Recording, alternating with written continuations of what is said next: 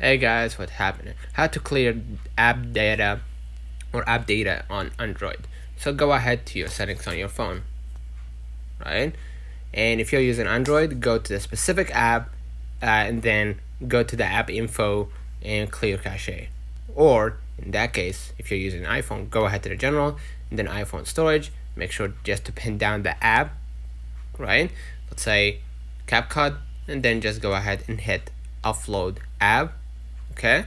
And then re-download it again, okay? So let me know in the comments if this video helped you. Don't forget to like and subscribe and apply this step to every single app on your phone.